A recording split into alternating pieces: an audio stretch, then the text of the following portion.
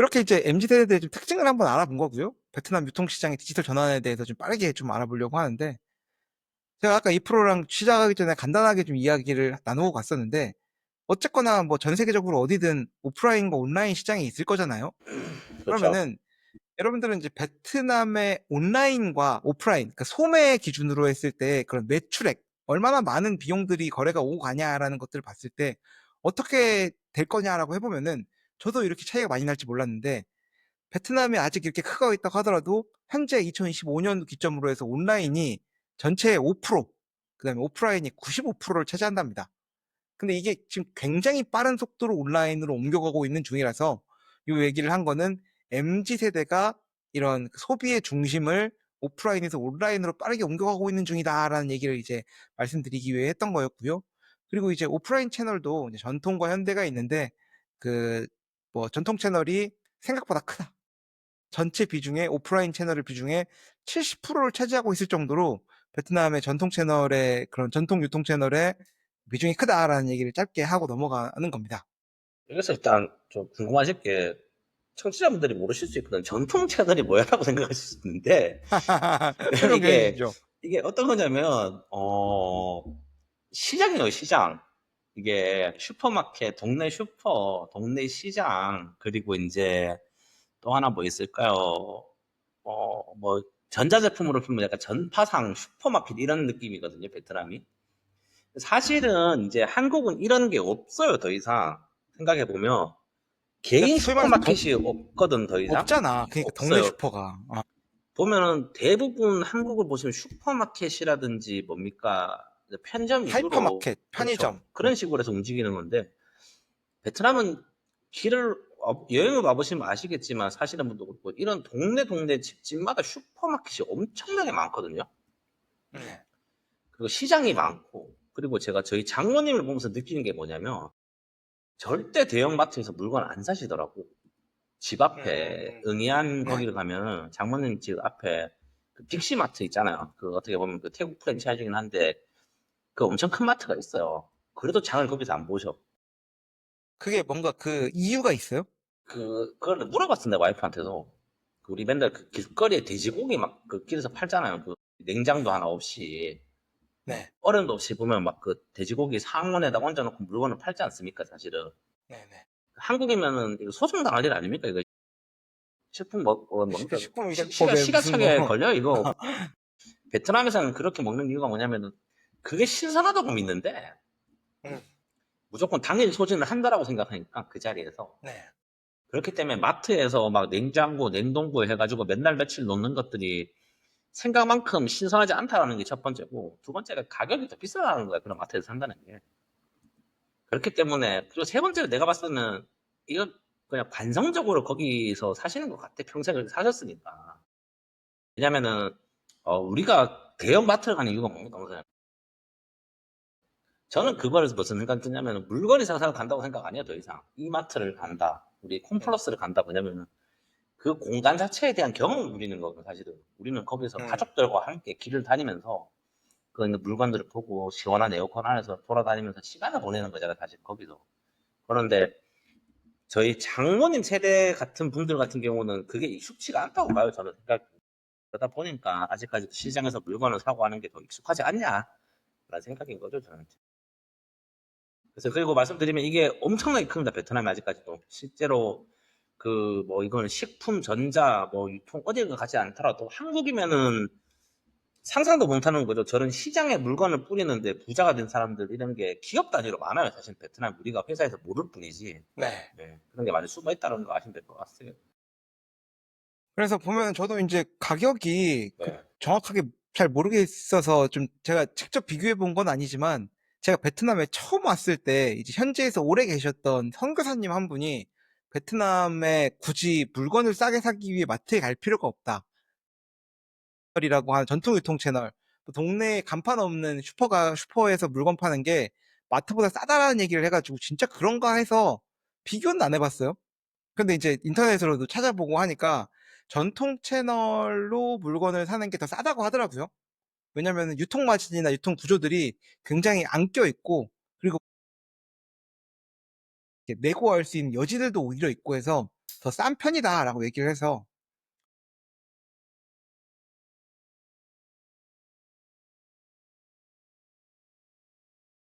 들은 현대 유통 채널들이 그 많이 늘어나고 있긴 한데 사실 하노이와 호치민은 이제 베트남 전체로 비하면 굉장히 소수에 불과한 지역에 불과하고 그 이외에 이제 그런 수많은 시골이나 지역들은 전통 유통 채널들, 전통 그게 꽉 잡고 있다라고 보시면 이해를 될 것 해주시면 같아요. 좋을 것 네. 같고요. 근데 요런 게 지금 베트남 MZ 세대로 인해서 굉장히 빠르게 현대 채널로 또 온라인 유통 채널로 이동하고 있다라는 얘기를 하고 있는 거고요. 이 MG의 특징이라고 한 게 이제 디지털 네이티브다라고 했는데 그 디지털 네이티브라는 게 핸드폰 이용하는 게 너무 익숙한 거야. 온라인으로 뭔가를 사고 하는 것들이. 그래서 이게 지금 이제 베트남 시장을 옴니 채널화로 바꾼다라고 하는데 이 옴니 채널도 난 뭔 소린가 해서 공부를 했어. 옴니 채널은 어쨌건 온 오프라인이 통합되는 거야. 그러니까 예를 들어서 제가 지금 커피하우스하고 윈마트 채널 두 가지 예를 들었는데 우리가 커피하우스에 갈 때 가서 주문을 하기도 하죠. 그 다음에 이제 앱으로 주문을 한 다음에 가서 픽업을 하기도 하고 앱으로 주문한 다음에 그걸 드라이버가 갖다 주기도 해요. 그리고 심지어는 오프라인으로 가가지고 그 물건을 사도 앱에서 우리가 그 포인트나 이런 그런 별 같은 걸 적립을 하고 온라인으로 물건 사도 똑같고요. 그러니까 이게 온라인과 오프라인이 그냥 뭔가 온라인으로 살 수 있고 오프라인으로 살 수 있다라는 그 개념 자체가 중요한 게 아니라 온라인과 오프라인이 경계가 없는 거야, 이제. 여기로 사거나 저기로 사거나 똑같은 앱 경험, 제품에 대한 경험, 똑같은 그런 포인트 적립이나 이런 그 사용 경험들을 누릴 수 있게 되는 게 이제 베트남의 유통 채널의 가장 큰 변화다. 예를 들면 뭐 슈퍼마켓 체인도 마찬가지고요. 그리고 뭐 우리가 알고 있는 그런 스포츠 브랜드 나이키나 뭐 아디다스 이런 것들도 온라인으로 예약하고 오프라인으로 받고 오프라인으로 주문하고 온라인으로 배송도 받고 뭐 이런 것들이 경계가 허물어지고 있는 시장이고 우리가 이제 베트남뿐만 아니라 다른 나라도 마찬가지겠지만 MG를 타겟으로 할 때는 이런 그 유통 채널의 시장이 지금은 이제 경계가 허물어지고 있다는 사실들을 잘 집중하셔야 된다라는 게 좀 특징이었습니다. 이거 관련해가지고 또 코멘트. 이거 뭐 코멘트 할 거 있으니까 사실 이게 뭐 세상의 트렌드니까. 그렇죠. 그렇죠. 예, 그거는 뭐 이건 다들 물건 다 어플로 주문하고 요즘에도 하는 거라서. 그리고 사실은 뭐 이거는 여기만 그런 게 전 대표적으로 이거를 잘하는 게 개인적으로는 이제 롯데마트 이런 데가 잘하잖아요, 사실. 네네. 롯데마트 같은 경우는 이제 롯데에서 실제로 좋은 위치에 묵을 내서 이제 뭡니까 그거를 하자면 일단 그 샵을 운영을 하죠. 그리고 이제 들어보니 그거 알아요? 롯데마트 찍고 가면은 그랩 비용이 싸다면서 진짜요? 같은 거리를 가도 싸대요. 그 돈을 롯데에서 준대. 롯데마트 찍고 가면. 그러면 우리 쭝덤 롯데나 아니면 뭐 어디 롯데 리에우자이든 롯데 떠이오든 갈 때 거기 롯데를 찍고 가면은 몰라. 근데 거기는 모르겠는데 그 소호점 기준으로는 그렇다 그러더라고. 이건 한번 좀 그 검증을 해볼 필요가 있겠네요. 이봉재가 그 얘기를 하더라고. 이봉재가 지금 그 앞에 사는데 자기는 집을 갈 때 한 5분 걷잖아요. 3분 네. 정도 거리에 집이거든. 근데 자기 집은 안 찍고 거길 찍으면 싸대요 더. 근데 그럴 수밖에 없는 게, 어쨌거나 우리 한국도 그, 뭐 손님이 있는 데로 가면 싼 거잖아. 근데 이제 롯데에 가면은 바로 태울 수 있는 손님이 있으니까, 그게 아니고 롯데에서 돈을 좀 지원한다는 것 같더라고. 그래 비용을. 그러니까 뭐 그런 부분도 있겠지만, 이제 어. 그러니까 뭔가 어차피 오면 태워갈 수 있는 손님도 있으니까 롯데랑 뭔가 이런 좀 딜이 될 수도 있지 음, 않았나? 뭐 그렇죠. 그리고 두 번째가 뭐냐면은 그 말씀드리는 게 그거라서 롯데가 그런 몰 운영도 잘하지만 실제로 배달 엄청나게 많이 하거든요. 롯데 쪽은. 네. 그러니까 그 자체 어플리케이션이라든지 예를 들면 여기는 이제 그랩을 통해서 많이 하죠. 그랩푸드 같은 걸로 딜리버리 할 때 그런 걸 보다 보면은 그런 건 되게 좀 잘하고 있어요. 롯데가 개인적으로 봤을 때는. 그래서 이런 거 같은 경우는 좀 잘하는 채널이 아닐까 싶어요. 지금 제 생각에는. 넘어가 보겠습니다. 이제 그 MZ세대 유통시장의 디지털 전환 중에서 디지털 기반 소비 여정이 어떻게 되는지에 대해서 또 아까 전에 얘기했던 M세대와 Z세대가 어떻게 다른지를 조금 살펴보려고 하는데요. 네. 한국으로 치면 이제 M세대의 대표적인 쇼핑 채널은 쿠팡이죠. 쿠팡인가요? 네, 쿠팡. 그렇죠. 한국으로 치면 쿠팡인데 이제 베트남 얘기하고자 하는 거니까 베트남의 M세대의 대표적인 쇼핑 채널은 이제 쇼피다. 제가 그 약간 트렌드가 늦는 게 아직도 최근까지만 해도 베트남의 쇼핑 채널이 막 그 우리 그 순서 있거든. 쇼피 그다음에 이제 라자다 그 티키, 샌도 이런 거였는데 진작에 샌도나 티키 같은 건 죽은 지 오래됐고 라자다가 옛날에는 쇼피는 약간 짭퉁이나 짜바리 물건들 많이 팔고 라자다가 그나마 정품이나 조금 그래도 좋은 거 살 때는 그런 데 사야 된다는 얘기가 있었는데 지금은 쇼피가 시장을 다 먹어버렸습니다. 지금 쇼피가 좀 후발주자였잖아요. 사실은 조금 라자다랑 이제 티키가 먼저 시작을 했고 베트남 기준으로 쇼피가 약간 후발주자 같은 느낌이었고 이 친구가 말한 것처럼 사실 쇼피가 약간 그 뭐 짝퉁 뭐 약간 뭐 이런 느낌이었었거든요, 사실. 근데 쌈마이 그냥 그런 느낌. 그거 10년 전 얘기고 이건 사실 제가 방송 전에도 제가 이 친구한테 얘기했지만 쇼피가 거물 중에 거물이에요. 이 바닥에서 더 이상 따뜻 경쟁자가 아닌데 경쟁할 수 없고 이거는 저도 사실 이제 전자제품 유통하는 업체에 다니다 보니까 알게 된 거예요. 쇼피가 이 정도까지 영향이 있구나라는 게 뭐 상상 이상으로 이제 강력하다는 거죠. 지금 쇼피 쪽은. 쇼피가 베트남 유통 시장에 온라인 유통 시장의 60% 이상을 차지하고 있고요. 그 다음에 원래는 라자다가 2등이었는데 제가 그 다음 장표에 나올 내용이 이제 그 틱톡에 대한 내용입니다. 틱톡이 진짜 어마어마하게 빠른 속도로 베트남 온라인 유통의 2등을 차지했는데 그 두 개를 어쨌건 M세대 쇼핑과 Z세대 쇼핑으로 좀 나눠가지고 좀 얘기를 해보려고 하는데 밀레니얼 세대들은 그러니까 지금 방송을 듣고 계신 대부분이 아마 밀레니얼이실 거고요. 2%와 저도 이제 밀레니얼인데 뭔가 물건을 사야 된다라고 느낄 때는 말 그대로 그 물건에 대한 필요성이 느껴질 때야. 사실 이제 좀 갑작스럽게 우발적인 소비 같은 게 별로 없어요. 뭔가 필요하다 생각했을 때 우리는 인터넷을 찾죠. 네, 그러니까 우리는 뭐 쿠팡을 찾거나 네이버를 통해서 블로그를 뒤지고 하는데 베트남의 이런 M세대들은 똑같습니다. 그 트리거, 뭔가 물건을 소비할 때 가장 필요할 때는 필요가 느껴졌을 때 쇼피에 들어와서 검색을 하는 거죠.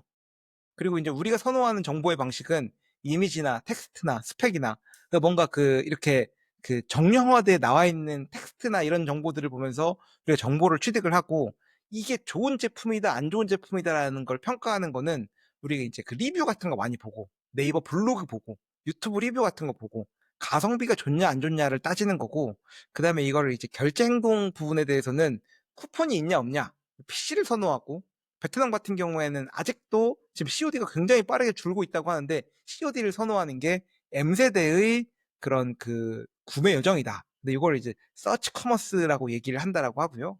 근데 베트남의 Z세대 같은 경우에는 틱톡이 Z세대를 기반으로 어마어마하게 빠르게 크고 있는 건데 저는 이제 이 부분에 대해서 아직까지 공감을 못하는 게 이렇게 소비를 해본 적이 없어서 그래요. 근데 이제 여러분 아시는 것처럼 그 한국으로 치면 쇼츠나 인스타 릴스나 아니면 쇼피 같은 경우에는 그냥 세로형으로 우리가 쭉쭉 영상을 넘기면서 보는 거거든.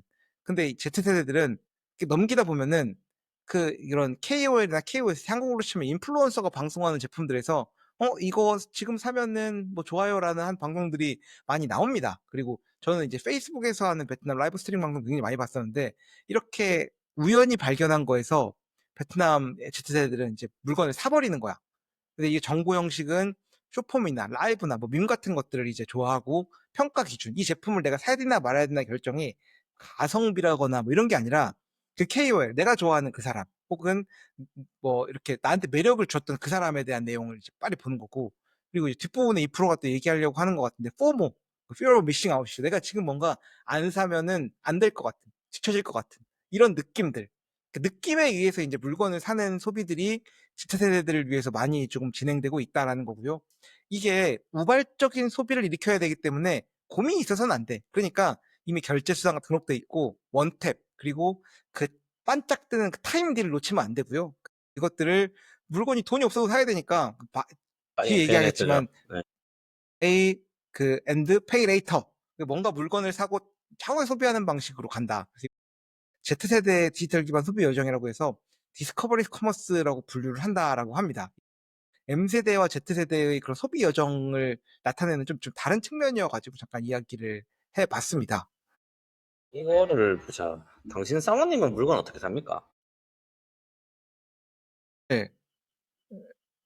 어떤 물건이냐에 따라 다른데, 그, 예를 들면은, 그, 혼재되어 있는 것 같아요. Z세대 쪽으로도 약간 좀 갈 수도 있기 때문에 그런지 모르겠는데, 필수제는 쿠팡 검색을 통해 최저가를 사고요.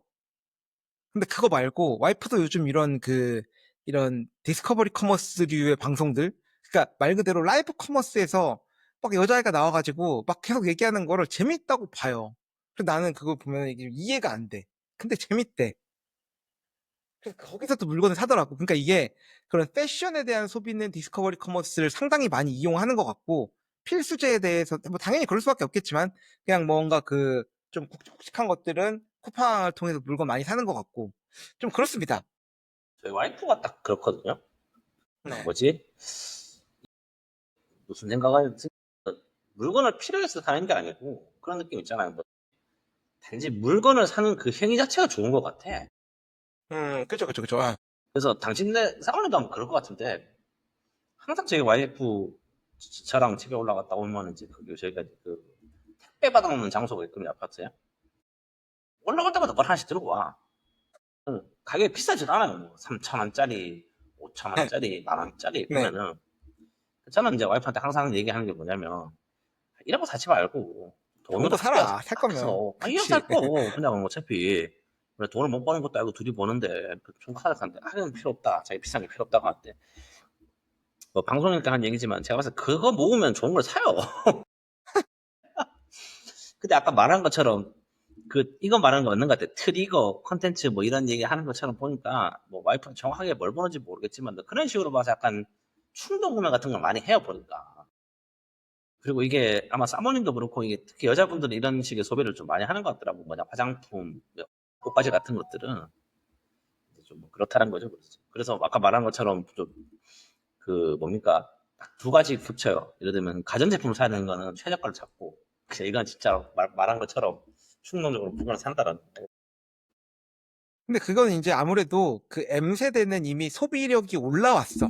그렇죠. 그래서 비싼 걸 살 때는 사실 누가 여기 그런 그 쇼피 같은 채널, 뭐야, 이 틱톡 같은 데에서 무슨 뭐, 이번에 새로 나온 가전제품입니다. 이런 거 별로 없잖아요.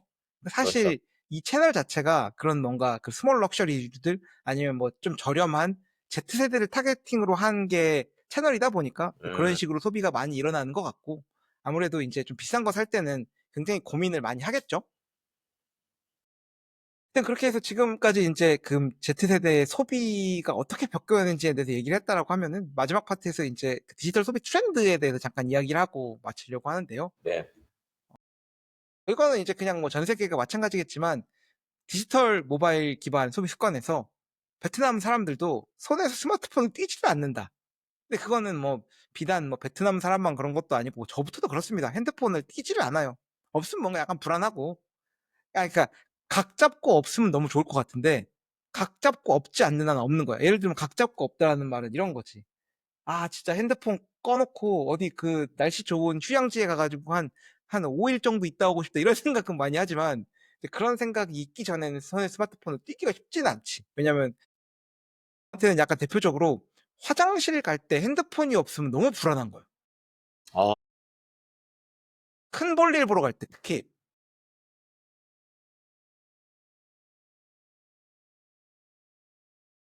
진짜 어마어마하게 무료해서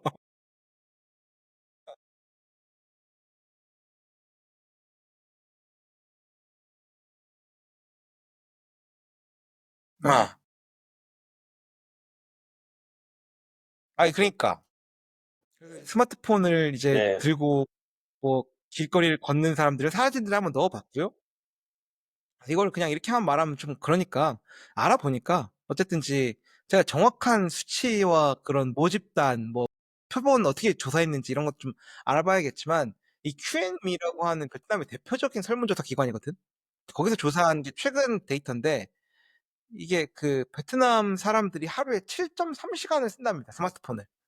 1.3시간. 근데 이게 그렇게 많은 건 아닌 게 한국의 하루 평균 스마트폰 사용 시간도 5시간이 넘는데요. 진짜 5시간 쓰나 핸드폰. 근데 이게 뭘 말하는 건지 모르겠지만 어, 핸드폰을 한 번 열든 두 번 열든 쇼츠로 시간을 때우든 뭐 그냥 모든 사용 시간들을 따지면 이 시간 돼야 될 것 같은데. 시간이다. 그러니까 우리가 각 잡고 5시간을 보지는 않는데 어, 화장실 갈 때 보고 길 갈 때 보고 차 안에서 보고 뭐 쇼츠 볼 때 보고 게임할 때 하고 그런 것들을 합치면은 얼추 음, 이 시간이 나올 것 같아요. 그거는 당장 내 핸드폰에서도 제 핸드폰 이력 같은 걸 또 볼 수 있게 돼 있거든요. 그건 한번 음, 제가 봐봐야겠지만, 네. 여튼 근데 이제 한국은 아무래도 좀 더 올드하니까 스마트폰 사용하시는 분들이 좀 적어가지고 그럴 수도 있고, 베트남은 하루에 평균 스마트폰 사용 시간이 7.3시간이랍니다. 3분의 1을 스마트폰을 보고 있는 건데, 이제, 네, 이 베트남이라는 나라가 핸드폰을 손에 띄지 않는 나라다라는 게 이제 중요한 부분인 것 같아요. 그렇기 때문에 이런 부분이 디지털 소비나 아니면 여러 가지 그 온라인으로 연결되는 것들로 이어진다라고 볼 수 있을 것 같고, 그냥 요거와 관련해서 파생해서 이제 되어 있는 것들이 있어가지고 잠깐 넣어봤는데, 그냥 어떤 앱을 제일 많이 쓰냐라고 했을 때, 그, 한국은 뭔지 지금 궁금하네? 한국은 유튜브일 것 같은데? 한국은 유튜브가 1등일 것 같은데, 유튜브 2등이 네이버 정도 아닐까요? 네이버. 2등이 카카오? 카톡? 그렇게 지금 카카오 1등이지. 카카오는 안 쓰는 사람이 없으니까. 아, 근데 카톡은 잠깐 보는 건데 유튜브는 계속 봐서 아마 그런가? 한국은 제가 볼 때는 그, 유튜브가 1등 카카오가 2등일 것 같습니다. 네이버가 2등 아닐까? 네이버 블로그 이런 게? 아, 네이버가 2등일 것 같은데? 아, 이 네이버가, 제가 딱 맞습니다. 맞아요? 유튜브, 카카오, 네이버 순이랍니다. 진짜?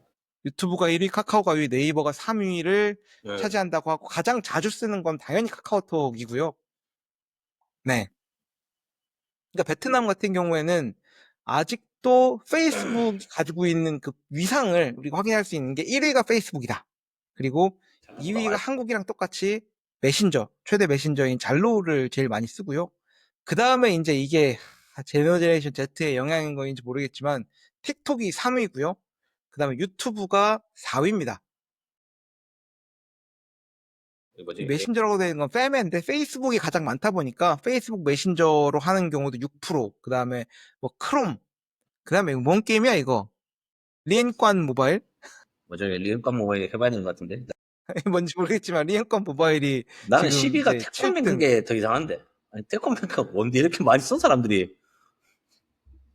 태권뱅크가 왜 이렇게 많이 씁니까, 이거? 은행 어플이 아, 어떻게, 그렇게, 현거래가 맞나? 좀 신기하네. 그 9등이고 한 2% 정도를 차지하고 있다. 그래서 쇼피는 구매가 많이 일어나는 것은 많지만 뭔가 그 액티비티가 많이 일어나는 건 생각보다 그렇게 크진 않다라고 알 수가 있을 것 같습니다. 그 베트남의 이제 디지털 소비에 대해서 또 재밌는 것 중에 하나는, 이거는 제가 중국에 많이 안 가봐서 베트남에서는 좀 신기했던 것 같아요. 이게 2%도 마찬가지겠지만 제가 처음에 베트남에 있을 때는 현금이 필요했거든. 무조건 현금이에요, 베트남은. 그러니까 예전에는. 현금이 필요했거든요. 그 요즘은 사실 현금 잘 안 갖고 다니지 않나요? 이제 많이 안 생각보다. 같은데요. 왜냐면은 이게 그 이프로님이 모모나 이런 그 뭐 이런 그 핀테크를 쓰진 않겠지만 최소한 추행코아는 가능하잖아. 계좌이체는. 계좌이체는 가능하죠. 사실은 아직도 저는 모르겠는데 그 모모라는 게 왜 필요한지 모르겠어요. 계좌이체를 하면 되는데 내가 왜 걔들한테 성금을 걸어요? 좀 이상하지 않습니까? 사실 저는 약간 뭐 개인적으로 생각했을 때 약간 위웍스 같은 거예요. 그냥 누구나 다 할 수 있는 비즈니스고 모모는 그거 왜 필요하지? 내가 그냥 바로 돈을 주면 되는 거 아닙니까? 근데 굳이 내가 그 어플 업체에다가 핀테크 업체에다 돈을 맡겨가지고 그 돈을 적립시켜 놓은 거를 이체시킬 필요가 있어요? 사실 이게 근데. 뭐 따지고 보면 맞긴 맞는데, 근데 그 응. 모모가 단지 그냥 그 이체나 지불을 대행하는 것뿐만 아니라 응. 그 뭐라고 해야 돼? 한국으로 치면 다 모아놨어요. 뭐 거기서 이제 기차표도 끊고 비행기표도 예매하고 공과금도 내고 모든 것들을 다 할 수 있으니까, 핸드폰도 충전하고 하니까 저는 이제 모모를 이용하는 입장에서 뭔가 그냥 편합니다. 거기 들어가면 못하는 게 없어요. 그냥 그 저는 인터넷으로 결제하는 이런 것들, 모든 것들이 모모라는 핀테크 앱을 통해 다 하니까 편안하다. 그런 거 저런 걸 떠나서 이 QR코드 하나면 해결 다 된다. 길바닥에서 저기 뭐야 그 느억 미아를 팔고 있는 집에서도 그 QR코드 하나면 결제가 되고요. 요새는 영수증 비를 뽑으면은 이게 참 편해진 것 같아. 옛날에는 그런 게 없었는데 이렇게 QR코드가 딱 나오는데 그거를 계좌이체 앱을 키고 QR코드를 찍으면은 바로 이름 들어가요. 네. 한 번에 딱 치잖아. 이게 진짜 편해졌건, 한국은 이런 거 없단 말이야. 이게 뭐 맛있겠지만 이게 중국 영향인 거고 중국이 신용카드를 네, 안 하다 보니까 건너뛰었잖아요. 사실 QR이란 그렇죠. 걸로. 들어보니까 일본에서 QR을 요즘에 쓰기 시작한대요. 근데 그걸 누군가는 하니까 중국 기술 들어와서 쓴대 지금.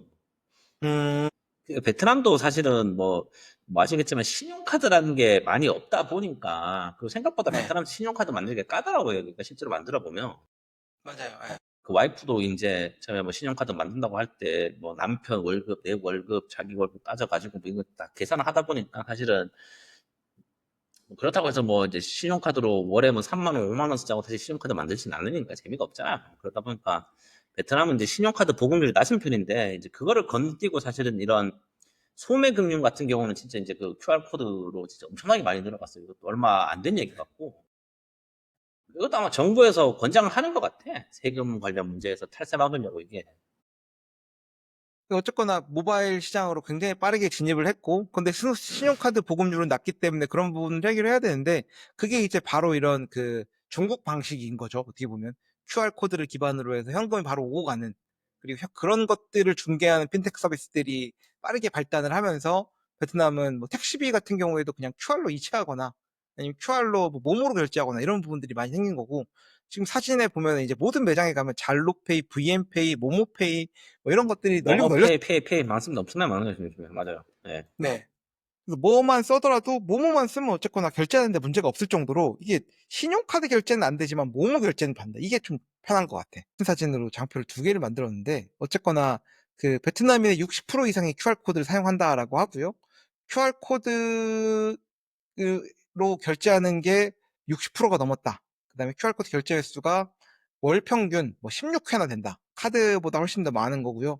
QR코드로 하는 게 최근 이제 2023, 24년에 성장한 게 100% 이상 QR코드 결제가 성장하고 있을 정도로 빠른 속도로 QR 결제가 성장하고 있다라는 게 베트남의 그런 모바일 소비에 대한 특징이었던 것 같습니다.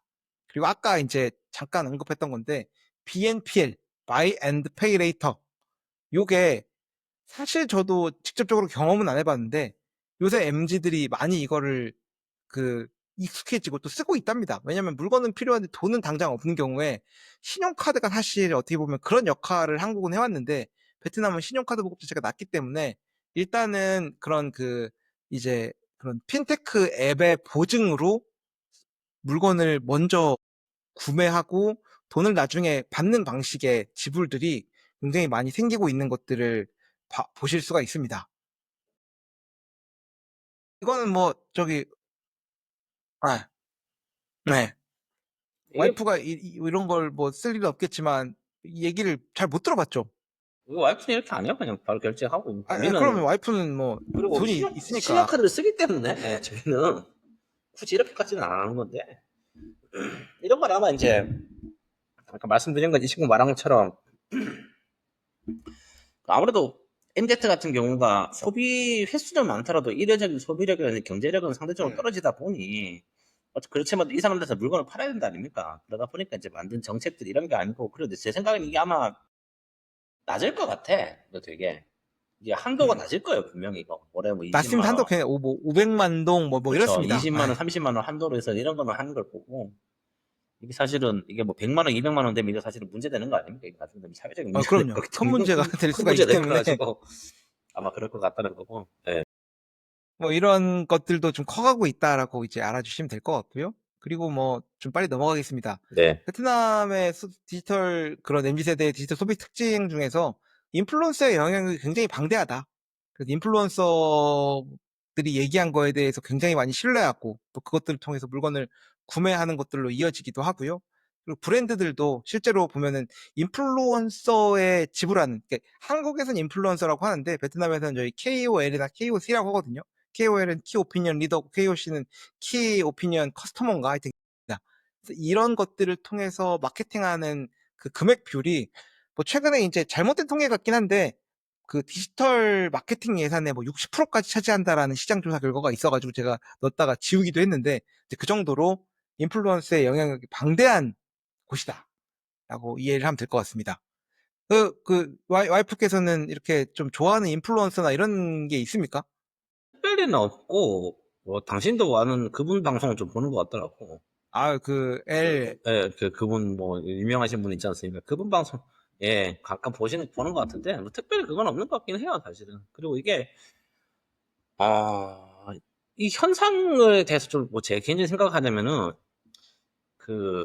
좀 설명이 좀 복잡하긴 한데 어 옛날에는 사실은 브랜드를 보고 많이 샀잖아요. 우리가 비싼 브랜드가 중요하다, 브랜드가 중요했는데 이제 사실은 그런 고가 제품들에 대해서는 사실 이런 KOL 마케팅이 크게 의미는 없죠. 사실은 구찌가 하고 뭐 할 수도 있겠지만 사실 거기에 나오는 인플루언서 같은 경우는 뭐 제품도 유명하고 나오는 사람들도 유명하다 보니까 사실 뭐 협찬의 개념이 지금 물건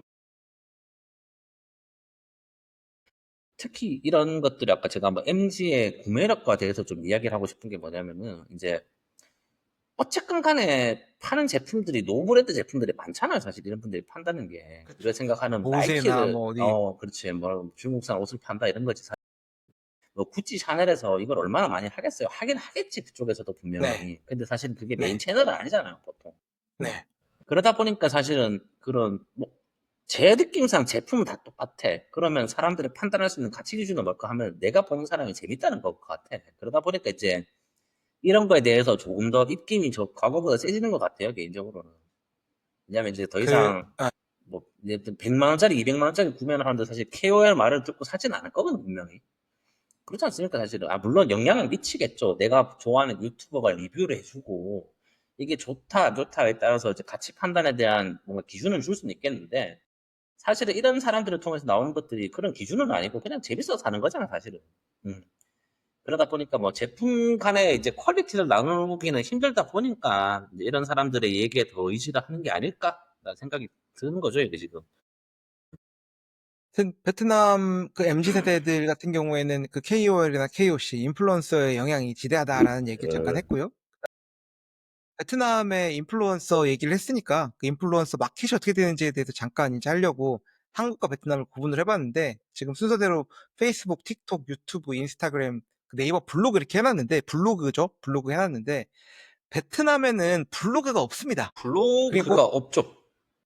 블로그가 없죠. 한국에서는 블로그가 굉장히 지대한 역할을 하고 있거든. 이 디지털 구매나 이런 마켓에서 파워 블로그의 힘이 엄청납니다. 또 보면은 한국에서 페이스북 유저는 있을지언정 그 소위 말하는 페이스북 그 KOL이나 KOC는 없습니다. 페이스북 내에서 뭐 유명 정치인이 글 쓰면은 그걸 피드로 받아보는 사람들이 수만 명 있고 유명 목사님, 뭐 유명한 사업가 이런 사람들이 글 쓰면 보는 건 있지만, 그러니까 저기 소위 말해서 그 페이스북으로 물건을 파는 사람은 없다. 페이스북이 한국에서 활성화 되진 않았죠. 활성화돼 있긴 하죠. 그 MZ, X세대 이런 그 위쪽으로는 근데 많이 이게 씁니다. 메인스트림이라기보다는 기존에는 사실 한국은 네이버의 블로거와 이게 더 잡고 있다 보니까 이게 음. 사실은 페이스북이 메인스트림이 된 적은 없잖아요, 우리 인생에. 페이스북은 한때 메인스트림이었는데 그 페이스북 메인스트림을 저는 인스타그램이 엄청나게 빠른 속도로 다 뺏어갔다고 그러니까 생각을 합니다. 제가 봤을 때 그런 보수적인 사람들은 아직까지 블로그를 쓰는 거고 네, 이제 페이스북을 아까 당시에 말한 인스타라든지 다른 매체가 이제 빨리 치고 올라오는 바람에 중간에 낀 약간 좀 느낌이잖아요, 사실 이게 그냥. 그렇죠. 네. 그러다 보니까 좀 뭐 영향력이 많지 않다. 사실 근데 베트남은 아직까지도 엄청나게 많이 쓰죠, 페이스북. 이거 와이프는 아직도 많이 하고 있고. 그렇죠. 네, 아까 전에 제가 말씀드렸던 게 페이스북이 이용 시간 1등이라고 했는데 그만큼 베트남은 페이스북이 한국으로 치면 뭐 블로그나 아니면 뭐 이런 역할들까지 다 하고 있다라고 봐도 무방할 것 같다라는 게 이제 국가의 특성이 있는 게 사실은 베트남에서는 사람이 모이는 프로그램 뭐 이런 것들을 만들 수가 없어요. 이 나라는 허가를 안 내주고. 그러다 보니까 이런 뭐 공론화를 시킬 수 있는 좀 공개적인 장 같은 경우가 페이스북이 거의 유일하다고 봐야죠, 베트남에서는. 네. 그러다 보니까 사람들이 좀 더 그래서 많이 이제 하지 않나. 뭐 이런 차이점이 있는데 가장 중요한 둘 다 뭐 유튜브 인플루언서는 뭐 말할 것 없이 굉장히 중요하고요. 이제 한국은 인스타그램 인플루언서가 그나마 활동을 한다라고 하면은 베트남 틱톡이 중요해서 뭔가 가운데부터 서로 고유한 영역으로 뻗어나가는 느낌으로 한번 적어 봤습니다. 한국 같은 경우에는 그래서 그 결국은 이제 우리가 인스타그램이나 유튜브 같은데 그 백데이터 뭔가 그 광고의 글들을 쌓아간다라고 한다면은 실제적으로 구매 결정이 딱 이루어지는 거는 블로그에 있는 파워블로거의 그 멘션이나 아니면은 유튜브나 이런 쪽에 있는 그런 톱급 인플루언서의 영향이 강력하다고 한다면은 베트남 같은 경우에는 그런 그 탑급 인플루언서 당연히 좋긴 한데 그 일반적으로는 그런 뭐 그 마이크로 언더의 조금 잔잔바리급 인플루언서들이 많이 활동하는 시장인 게 더 한국과의 좀 차이점이 있다라고 말씀을 드릴 수가 있을 것 같고요. 잔잔바리 표현이 좀 웃기네요.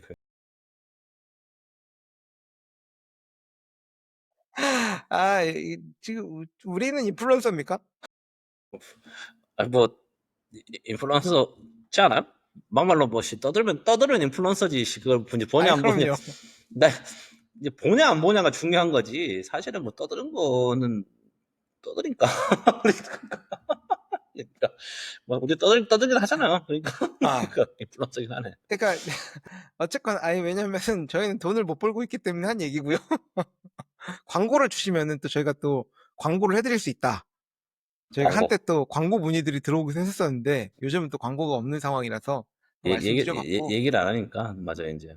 그래서 계속 얘기를 우리가 이게 초심을 잃은 게 이런 자본적인 냄새를 많이 풍겼어야 되는데 초창기 방송에는 맨날 후원해달라고 했었다가 돈도 못 벌면서 배가 불렀는가 이 선민의식이 쩔어가지고 우리끼리 얘기 안 하니까 이제 이런 하여튼 뭐 네. 좋습니다. 그리고 뭐 그 이런 쪽의 소비가 SNS 기반의 소비들이 한국도 마찬가지 그냥 베트남 사람들도 결국은 이제 그냥 광고를 믿고 보는 게 아니라 MZ들은 그 리뷰나 후기를 굉장히 챙겨본다. 근데 한국은 그걸 챙겨볼 수 있는 가장 좋은 방법이 그 네이버 블로그라는 좋은 수단이 있거든. 그렇죠. 뭔가 후기를 보고 하는 게. 근데 아까 말씀드린 데 베트남에는 이 블로그가 없기 때문에 후기나 리뷰를 보려고 하면은 결국은 이제 가장 막강한 온라인 채널인 쇼피의 후기를 보는 것과 혹은 그 페이스북이라고 얘기했죠. 페이스북에 있는 그 다양한 그룹들에서 화장품을 리뷰하고 또 공유하고 하는 페이지나 그룹들에서 참여해서 이런 것들을 볼 수가 있습니다. 한국에는 이런 거 못 찾아요. 지금 보면은 뭐 화장품 스킨케어 리뷰 그룹에 120만 명, 뭐 120만 명 이렇게 들어와 있는 그룹들에서 많은 활동들이 이루어지고 있는 게 좀 특징이다라고 말씀드린 거고요. 요거는 이제 저도 경험해 보지는 못했지만 이 프로님이 좀 설명해 주시면 좋겠는데 베트남 사람들이 이 타임 딜이라는 거에 굉장히 조금 뭔가 잘 반응을 한다라고 합니다. 그래서 이게 지름신을 유도하는 베트남식 포무라고 적어봤는데 이거는 뭐 경험해 본 입장으로 한번 말씀을 한번 해줘 보시죠. 이건 뭐 어떻게 말씀드렸는지 모르겠는데 이게 아마 중국 영향인 것 같아요. 중국에 무슨 절이냐? 그 11월 11일인가? 그때가 뭐 엄청나게 물건 많이 팔리잖아요. 뭐 특정 온라인 마케팅을 하는 시점들이 있는데 베트남이 그 되게 신경 많이 써요. 예를 들면 특정 숫자 겹치는 날 있잖아요.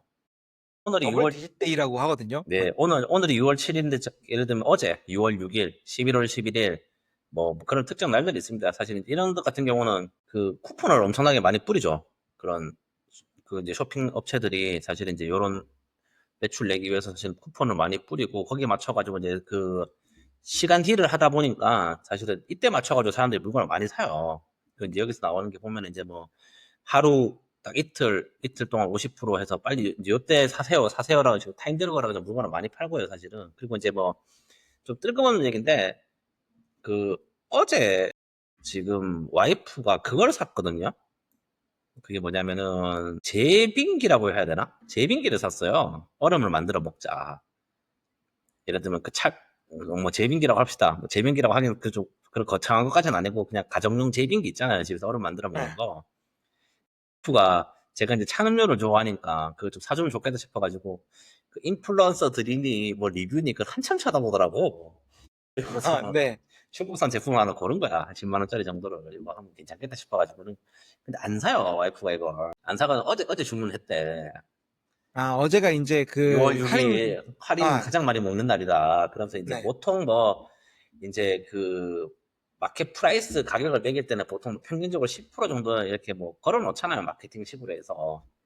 근데 이제 그게 또 이게 또 그 일별로 다르대요. 보니까 월요일 뭐 예를 들어 쿠폰을 뿌리면 더 주고 근데 또 보통 네. 월요일 날은 쿠폰 잘 안 주거든 사람들이. 애들이 출근해서 이제 쿠폰을 등록을 해야지 쿠폰이 나가잖아. 근데 이제 월요일 그치, 날 그치, 출근 그치. 잘 안 나와. 와이프가 원래부터 얘기를 하는 거야. 이건 진짜 실제로 그렇던데 농담이 아니고 그 아, 담당자들이 출근해서 쿠폰을 뿌린다고 그 클릭을 해야지 쿠폰이 나가니까 월요일은 할인이 많이 안 돼요. 월요일 오전 이럴 때는. 와이프 월요일부터 이제 쿠폰이 없다 하다가 이제 가장 할인율이 큰 데가 어냐면 이제 어제였거든요. 6월 6일 날. 그래서 그거 그 하면 더블 디짓 때 66 겹치는 66대 날이죠. 겹친 날에서 그때가 이제 하니까 와이프가 주저없이 사더라고. 그러면 예를 들면 6월 5일에 샀으면 얼마인 건데 6월 6일에 사서 얼마가 된 거야? 예를 들면은 뭐 15% 할인이 6월 6, 예를 들어 월요일 기준으로 10% 할인. 아까 말한 월요일 오전이나 월요일 때는 쿠폰 안 뿌렸어 애들이 출근해서 품위받아야 되잖아요. 사실 회사도 이번에는 쿠폰 할인하겠습니다 하면 월요일 날 그 상신할 거 아닙니까 결제를 결제 상신 기간 동안은 쿠폰이 안 나와요. 그때가 10% 정도 보통 10%라는 데 통상적으로 깎아 놓는 거고 거기서 이제 그 6월 4일 5일쯤 되니까 15% 정도 쿠폰을 치더라고 5% 정도 주면서 와이프가 하루를 더 버티면은 5%를 더 받을 수 있다 해가지고 어제 20% 할인을 받은 거야. 그래서 꽤 크네. 그 10% 차이면 큰 거지. 그러다 보니까 이제 여기 시점 맞춰가지고 이제 쇼핑을 많이 해요. 베트남 사람들이. 많은 그 거대 유통회사들도 여기에 맞춰서 프로모션 계획을 짜고요. 이건 농담이 아니고 네, 6월 그거는 6일, 뭐 11일 정도. 제 주변에 옷 파는 친구가 하나 있는데 그 친구도 이제 네, 요거를 신경을 되게 많이 쓰는 것 같더라고. 아, 이때 바빠지니까 네, 준비를 하고 대비를 해야 된다. 이때를 위해서 쿠폰을 준비해야 된다. 뭐 이런 얘기들을 맞아요. 하는 걸 근데 봐서 이거는 이제 제가 지금 보여드린 거는 더블 디짓데이는 아니고 시간대별로 지금 언제 어떤 제품을 어떻게 사게 살 수 있는지 뭐 이렇게 되고 이제 알람을 또 켜놓고 이때 뜨면 또 사고 근데 이런 맞아요. 게 이때 안 사면 뭔가 내가 손해볼 것 같다라는 그 느낌들을 굉장히 잘 주는 것 같아요. 항상 한국은 알람 구독 설정 맨날 한다는 게 그제 공포심을 줍니다. 따랑 따랑 따랑 떠요. 그래서 이제 막 카운트 되잖아요. 이거 24시간 아, 남았습니다. 이런 게 하면은 그쵸. 아. 지금 보면 3시간. 여기도 지금 플래시 세일 지금 1시간 반 남았다. 5시간 30분 남았다. 이렇게 지금 적어놨는데, 이게 베트남 젊은이들의 그런 소비 뭐 패턴이나 이런 것 중에 하나다라고 한번 적어본 거고요. 이거부터 그냥 간단하게 넘어가서 빨리 끝내야 될 것 같은데, 베트남 젊은이들이 그런 예전에처럼 그런 이런 물품에 대한 소비보다는 경험이나 이런 여행, 이런 거에 대한 소비가 굉장히 커지고 있다. 그런 얘기가 있어서 한번 적어본 내용이고요. 마지막 페이지가 이거는 좀 의미가 크게 없는 것 같은데 가치지향 소비하는 게 늘어났다. 예전에는 그냥 싼 게 비지떡이다 했다면은 지금은 베트남 MZ들이 환경을 보전하자라는 생각을 하고 브랜드들도 또한 예를 들면 텀블러를 가지고 뭐 할인해 준다거나 텀블러를 가지고 온다면 뭐 크게 해주거나 저는 이게 생겨서 굉장히 불편했는데 한국은 이제 배달의 민족 같은 데 보면은 물건을 구매하면은 그 뭐야, 커틀러리 안 받을게요. 수저 포크 안 받을게요라는 기본으로 체크가 돼 있어 버려. 그러니까 기본 옵션으로 하면 일회용품이 안 오는 거야. 그래서 그걸 내가 눌러야지 일회용품 받게 되는데, 베트남도 그런가요? 베트남도 그랩에서 이제 일회용품을 안 주는 방향으로 뭐 했다라고 보이는 메뉴는 것 뜨긴 같은데, 뜨는데 한국처럼 그렇진 않고 기본 옵션이 그거긴 해요. 뭐 들어는 가 있죠 사실. 근데 요즘 보니까 음, 수저 포크 빼드세요 없어도 됩니다라는 그 옵션 자체가 있긴 한 것 같더라고 보니까 종종 뭐 그 시키는 음식들에 따라서는 식당들에 따라서 그 메뉴에 있긴 하더라고요 보니까. 그게 이제 베트남 MZ세대들이 뭔가 가치지향, 의미를 추구하는 소비들을 하고 있다라는 거를 이제 알 수 있는데, 뭐 여러분들 어쨌건 이런 베트남 MZ세대들의 특성을 좀 알았잖아요. 젊은 인구들 굉장히 많이 차지하고 있고, 그 사람들이 단순히 그냥 뭔가 그런 이제 서구의 것, 뭐 브랜드, 뭐 이런 것만 추구하는 게 아니라 베트남의 전통을 되게 공수한다. 국뽕 마인드가 굉장히 크다. 그래서 전통을 고수하면서 이런 것들을 한다는 특징을 좀 알아보기도 했었고, 그런 카드 결제가 없는 대신에 디지털 소비가 굉장히 빠르게 확장하고 있는 것들, 인플루언스에 대한 영향력, 뭐 그리고 이제 또 다양한 것들을 조금 알아봤습니다. 베트남 시장에 진출하기 위해서는 이런 것들을 좀 알았으면 좋겠다는 의미에서 한번 내용을 적어봤는데, 혹시 뭐 다른 피드백 사항이나 추가로 뭔가 MZ 세대들의 특징에 대해서 이프로님께서 알고 있는데 이런 얘기는 하면 좋겠다라고 싶은 게 빠졌다거나 그런 게 혹시 있나요? 어떤 느낌이냐면 잘 모르겠네. 근데 좀 불행한 세대 같아 개인적으로 저는 MZ 세대가. 베트남의 MZ가 아니면 글로벌리 글로벌리 MZ MZ 자체가 자체가 예를 음. 들면은 그 베트남 좀 다르긴 한데 글로벌적으로는 제 느낌이 MZ가 뭐냐면은 부모 세대보다 점점 못 살기 시작한 게 MZ 세대라는 생각해요 개인적으로. 그거 맞는 말인 것 예, 같아요. 부모 세대. 일본이 그랬잖아요 사실은. 아직까지도 일본이 뭐 그 임금 초월을 못 하잖아 사실은. 그렇잖아요. 그때 80년대 임금을 따라가지 못하고. 뭐 중국이라고 그럴까? 한국이라고 그럴까? 참 다 비슷하다 보거든요. 미국이라고 그럴까? 아니라 생각해요. 저는 그러다 보니까 그 어떤 소비 성향을 보자면은 제 개인적인 견해지만 명품 살 돈이 없으니까 저렴한 걸 여러 개 사는 뭔가 뭐 그런 느낌이 있잖아요, 약간. 네. 그러다 보니 그게 좀 약간 좀 불행한 세대가 아닌가 싶고, 그 베트남은 지금이 가장 잘 사는 세대죠, 사실은. 지금 저희 와이프 나이대가. 근데 문제가 뭐냐면은 부모 세대랑 비교를 하는 게 아니고 이제 다른 국가들과 비교를 하게 되잖아요. 사실 이제 온라인 인터넷으로 저 너무나 오픈돼 있다 보니까 오픈되었다 지금은 보니까 그래서 이런 얘기는 뭐 방송에서도 몇 번 드린 것 같은데 이제는 더 이상 비밀이 없어요 인터넷 이후로. 그러다 보니까 사람들이 뭐 구찌, 프라다, 뭐 루이비통을 살 수 없죠, 사람들이. 근데 그걸 더 이상 돈을 모아도 사기가 어렵다는 걸 알게 됐고, 사람들은. 그러다 보니 이제 약간 뭐 이런 저가, 여러 번 물건을 산다, 이런 식으로 약간 그런 식의 좀 보복 심리들이 있지 않나, 소비 자체가. 약간 좀 뭔가, 좀 불행하다는 느낌? 우리도 그렇고. 그리고 있잖아, 명품이 중산층이 많이 사야지 명품 시장에 돈을 버는 거 아닙니까, 사실은.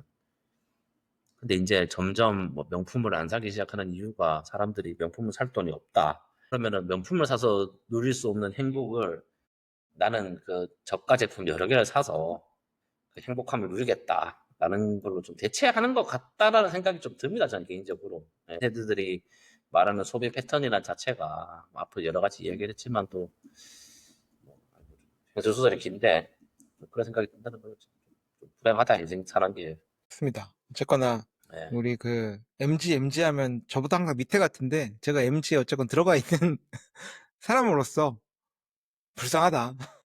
부상합니다. 저희 어제 돈 벌어서 저희 그 와이프한테 에르메스 백 하나 사주겠습니까? 쉽지 않거든 이게. 네, 그러니까요.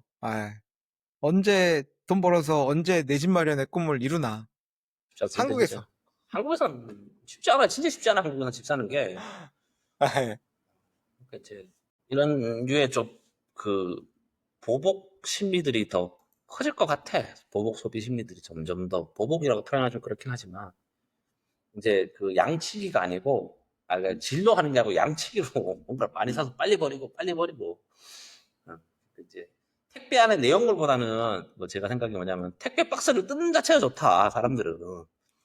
점점 더 그렇게 바뀌지 않겠나. 그런데 그럼 택배 박스를 많이 열어보기 위해서 뭘 해야 되냐.